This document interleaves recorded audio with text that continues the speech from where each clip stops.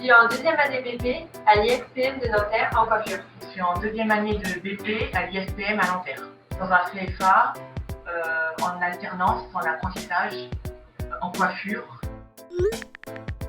C'est un bac pro métier de la mode et du vêtement. Puis après, j'ai fait un CAP en un an. Et après, je suis passée directement en BP.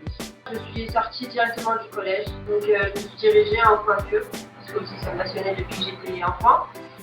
J'ai fait un CAP en 2 ans pour pouvoir accéder au BP. On apprend les matières qui concernent le métier, c'est-à-dire pratique, la technologie des produits, des matériaux. De la science, de la physique et après des matières générales pour continuer quoi. Faut faire de l'histoire, du français c'est important. Gestion, art appliqué. Il faut de la motivation, il faut être accueillant. Il faut être passionné par la coiffure, être minutieux, ça demande beaucoup de minutie. Et être surtout sérieux pour pas décrocher en cours de route lors de la formation. On peut continuer nos études par rapport à la coiffure, on peut faire un BTS, on peut créer notre propre salon. Et le BP c'est sur 2 ans, mais il faut compter aussi le CAP pour faire le BP. Comme on est en apprentissage, on est en alternance, donc on fait patron et école. Chaque semaine on est au travail. Tous les mercredis, nous, on est à l'école et une semaine sur 2 le jeudi et le reste des jours, on est au travail. Oui, dans notre classe, oui, ça va. Après, il peut y avoir des différences d'âge. Beaucoup de différences d'âge. On peut avoir du 16 ans comme du 30 ans. Oui, au CFA, oui, il y a une bonne ambiance. Malgré le contexte un peu bizarre, mais oui, il y a une bonne ambiance avec les professeurs et les élèves. Donc oui, j'ai des week-ends après les cours et après le patron. Et, donc je peux voir mes amis et m'entraîner par rapport à ma formation. Moi je me disais que la coiffure, il faut couper les cheveux, il faut faire des couleurs, et puis ça s'arrête là. Non, il y a beaucoup plus de choses. On apprend aussi par rapport à l'eau, les ballons d'eau chaude, l'électricité, tout ça, pour éviter toutes sortes d'accidents, tout ça.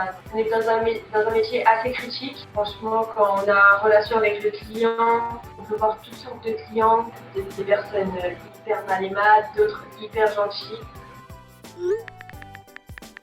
Personnellement, les cours.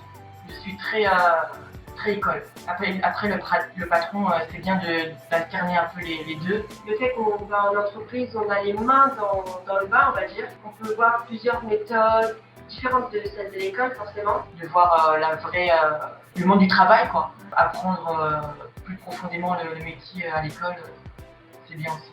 On pratique beaucoup plus. On a l'expérience des patrons, des collègues qui nous apportent des conseils. D'être passionné déjà par la coiffure, de se renseigner par rapport à la formation, par rapport à l'apprentissage, au CFA. S'il a envie de se lancer dans la coiffure, qu'il se lance, il y aura toujours quelqu'un pour le soutenir, qu'il s'écoute lui-même, qu'il tente et si ça ne lui plaît pas, autre chose lui plaira. Mais tout le monde peut faire de la coiffure, c'est à la portée de tout le monde. Bonne expérience, franchement. En plus, c'était en début d'année, il me semble. Et toute la classe était motivée.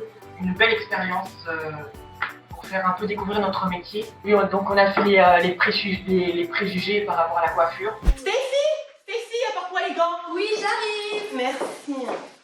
Merci, t'es un amour. Aïe. Tu trouves pas qu'elle a grossi?